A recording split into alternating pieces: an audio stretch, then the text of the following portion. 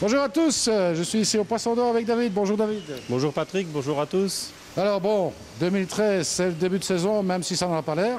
Ah non, ça n'en a effectivement pas l'air. Hein. Pour le moment, on pourrait penser qu'on est en automne au lieu d'être au printemps. Mais bon, on va espérer que ce sera mieux que l'année passée pour la suite.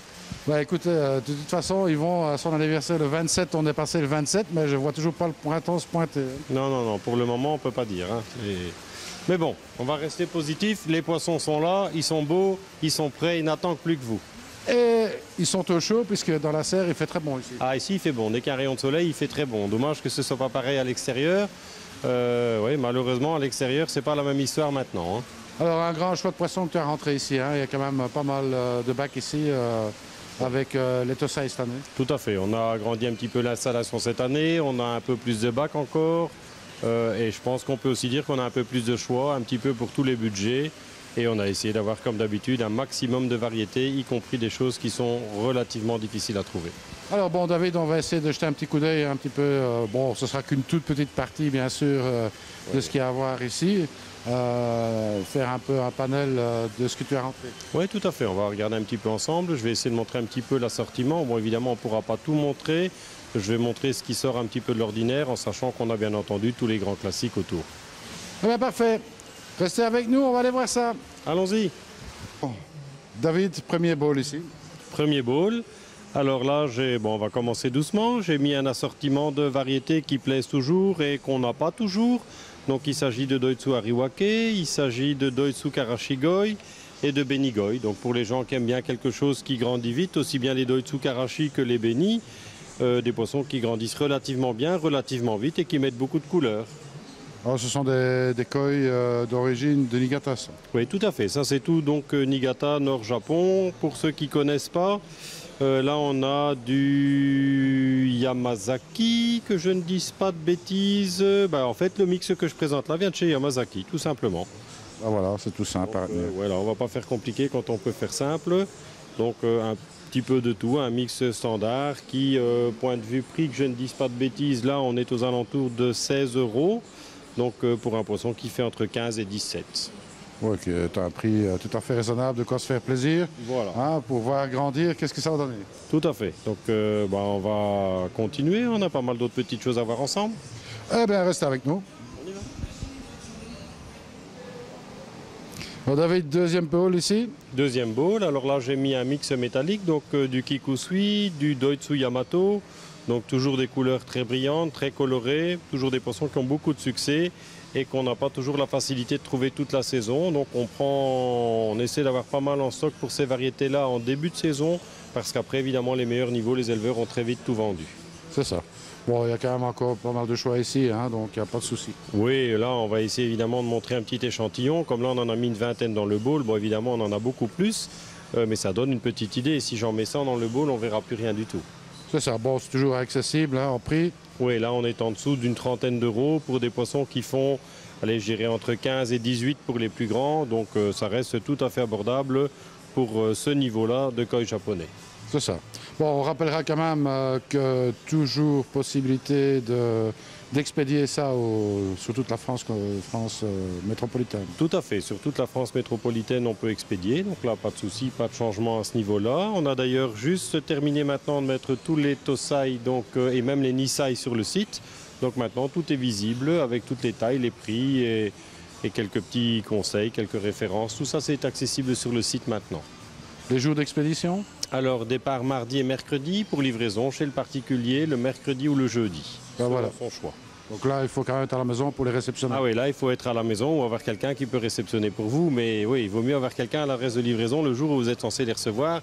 C'est pas comme du matériel où on peut dire on le livre le lendemain ou le surlendemain. Il faut être là le jour où ils arrivent. Alors peut-être un conseil, quand on reçoit ce carton, je vais dire, Oui. à la maison. Oui. Alors, les bons conseils, les bonnes attitudes à adopter. Alors c'est relativement simple, hein, ça voyage très très bien. Les koi, bon évidemment, sauf quand on est dans des canicules, mais pour le moment malheureusement on en est loin. C'est des poissons qui voyagent très très bien, on les emballe très larges dans des caisses isothermes. Donc d'un point de vue transport, pas de souci. Alors pour répondre à ta question, simplement quand on fait réception, notez sur le colis si jamais celui-ci devait être abîmé, ce qui arrive 2 fois sur 100, donc c'est assez peu courant. Et pour le reste, rien de bien particulier, évidemment, hein. Une fois qu'on a reçu les poissons, on conseille de les mettre flotter sur le bassin, histoire que le changement de température soit progressif. Et une fois que ça c'est fait, on ouvre le sachet, c'est-à-dire une demi-heure après, c'est suffisant. On ouvre le sachet, on y ajoute un peu d'eau du bassin et on lâche les coilles. Il n'est pas utile et il est même quelquefois pas bon de mettre l'eau de transport, hein, puisqu'ils auront quand même passé une vingtaine d'heures dans le sachet. Donc l'eau de transport, on ne conseille pas de la mettre dans le bassin. Donc on prend les poissons, on les lâche tout simplement. Alors bon, je demandais ça, David, parce que bon, il faut quand même souligner une chose. C'est quand même important de dire que les quarantaines sont faites ici. Les poissons seront sans parasites quand ils arriveront chez le client. Oui, non seulement ça, mais il faut savoir que les poissons qu'on voit ensemble maintenant, qui sont dans le bowl là et qu'on va seulement commencer à vendre maintenant, et quand je dis maintenant, c'est sous réserve que les températures le permettent, puisque maintenant les températures qu'on a à l'extérieur sont encore trop basses à mes yeux pour les mettre. Hein, on doit avoir maintenant entre 4 et 6 degrés et selon moi, ce n'est pas suffisant. On conseille toujours aux gens d'avoir 8, 10. Il y a une raison à cela, c'est qu'en dessous de ces températures, en général, les poissons ne mangent pas. Et donc, il n'est pas bon de déplacer des poissons, les changer d'environnement, un stress. Et suite à ça, ils ne vont pas manger tout de suite, ce n'est pas une bonne chose. Donc, sous réserve que la température soit à partir de 8 à 10, à ce moment-là, on peut dire qu'on peut commencer à les mettre. Mais pour répondre par rapport à la partie quarantaine, proprement dite, il faut savoir que ces poissons sont chez nous déjà depuis plus d'1 mois. Donc cette quarantaine est bien faite. Nous, on fait tous les traitements antiparasitaires, on fait que ce soit pour les vers, que ce soit les parasites, tout ça évidemment c'est suivi et c'est la raison pour laquelle on fait en sorte de les recevoir bien avant, c'est-à-dire au moins 1 mois avant de pouvoir les mettre en vente. Cette fois-ci, ce sera même un peu plus, puisque maintenant on peut théoriquement pas encore les vendre, les températures extérieures ne le permettent pas encore. Je parle évidemment sur nos régions. Celui qui est sur le sud de la France, à mon avis, doit déjà être plus près de 10-12 degrés que nous le sommes. Oui, enfin ça c'est pas très compliqué je pense non plus. Hein. Non. Chez nous pour le moment c'est pas compliqué. Eh bien ça va. Nous on va continuer à voir un petit peu qu'est-ce qu'il y a dans tes bacanes. Allons-y. Allons-y. Alors ça y est David, là on passe catégorie Go-Sankey. Voilà, là on est dans du Go-Sankey, d'un éleveur qui est très connu, qui est Issa. Ça peut paraître particulier, mais c'est un éleveur chez qui il est assez difficile de pouvoir acheter des poissons, tant cet éleveur est connu maintenant. Il vend énormément de beaux poissons en Asie, enfin partout, mais surtout en Asie. Et souvent, quand on arrive chez lui, quand on commence à regarder, qu'on voit des poissons qui nous plaisent et quand on lui demande, c'est chaque fois la même réponse. Ah, désolé, c'est vendu. Donc cette fois-ci, on a eu de la chance, c'était pas vendu. On est allé relativement tôt et il nous a donné l'occasion d'acheter ce qu'ils appellent eux des tateshita, c'est-à-dire ce qui retire en fait des tategoi qui vont faire grandir, parce que chez Issa, des tategoi de cette taille-là, parce que là on rappelle quand même, on est toujours sur du tosai, donc c'est des poissons qui font déjà entre 25 et 30 cm maintenant pour du tosai. Alors on voit aussi clairement que les couleurs c'est pas des poissons qui sont finis. On voit bien que c'est des poissons pour lesquels on peut espérer une très bonne évolution, tant au niveau forme qu'au niveau couleur. Ce sont des poissons qui ont beaucoup de body, qui sont très trapus, qui sont bien hauts. Et encore une fois, pour des poissons d'1 an, une taille comme ça, c'est du costaud. Ben voilà, ça c'est vraiment pour l'amateur Go-Sankey. Oui, tout à fait. C'est pour l'amateur Go-Sankey. Et alors, en même temps, si je peux dire ça comme ça, d'une très bonne marque, parce que Issa, pour du Showa, ça reste un des tout grands noms sur Niigata. Oui, c'est comme les marques de référence, comme ISO, mais c'est pas la même chose. Voilà, tout à fait. Ça ressemble. Donc, du très beau poisson et du poisson pour les connaisseurs. Hein. Là, on arrive évidemment sur une catégorie au-dessus. Hein. Effectivement, mais toujours à un prix tout à fait accessible, hein, comme je peux voir. Donc oui. Ça, on peut retrouver, disons, à la pièce sur le site. Tout à fait. Ça, on retrouve à la pièce sur le site. Et alors, dans la même catégorie, mais là, c'est déjà des Nisai, on a aussi quelques beaux Nisai, donc de ce style-là. On a encore bien du poisson. Donc, il y a de quoi se faire plaisir, je pense. Voilà. Bon, nous, on n'a pas fini, on continue. On continue. Allez, restez avec nous. Ouais. Alors David, ici on change un petit peu avec du Nisai, mais qui est du Nisai pour se faire plaisir. Voilà, alors là on va faire une petite parenthèse dans les Tosai, histoire de changer un peu. Donc là j'ai présenté quelques Nisai d'un niveau standard, mais des poissons très colorés, très commerciaux. Là on est sur des poissons qui sont aux alentours de 35 cm, toujours originaires de Niigata, donc Nord-Japon. Donc comme je disais, bien coloré, bien flashy. Alors là-dedans, il y a du Matsuba, il y a du Mizuo, du Kohaku, du Kujaku, Asagi et Ginrin Chagoi. Et là, on est à des prix juste un peu en dessous de 200 € pour du Nisai japonais d'un bon niveau, qui, pour le rappeler, sont des poissons qu'on a sélectionnés nous-mêmes un par un au Japon. C'est ça. Bon, ben, comme tu dis, il y a un petit peu de tout, il y a de quoi se faire plaisir. Bon, Bien entendu, ce ne sont pas des grandes championnes, mais Non, ce sont des poissons qui auront leur place dans le bassin sans aucun problème. Absolument. Donc ça, c'est pour des gens qui recherchent à mettre de la couleur, des beaux poissons robustes. Mais évidemment, on n'est pas, comme tu le dis, sur des grands champions en Gosanke. Ce n'est pas du tout l'optique ni le but de ce genre de poisson. Là, c'est clairement des poissons commerciaux, pour un peu monsieur tout le monde, qui veut mettre des beaux poissons, qui aime bien te faire plaisir, sans trop casser sa tirelire. Déjà ça, et avoir aussi une belle taille quand même. Voilà, une belle taille et puis malgré tout des poissons d'un très bon niveau. On est là quand même sur des poissons d'un niveau tout à fait correct pour ce budget. Absolument. Voilà. Donc nous, on n'a pas fini. On va encore jeter quelques petits bowls. On va encore en montrer quelques-uns maintenant qu'on est occupé et qu'on est échauffé. C'est ça. Bon, histoire de compléter l'humidification de nos vêtements. Voilà. Restez avec nous. Bon, David, le bowl suivant, il est dans le sac, hein? Non, plutôt dans le bowl. Dans le bol, oui.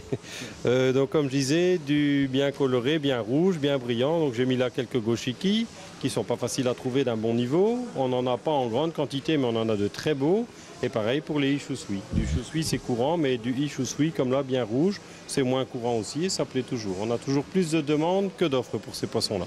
Absolument. Bon, les goshiki, pour ceux qui aiment le goshiki ginrin, ils doivent se dépêcher, hein, parce qu'ils sont superbes. Ah, ils sont très beaux et c'est vrai qu'on n'en a jamais beaucoup.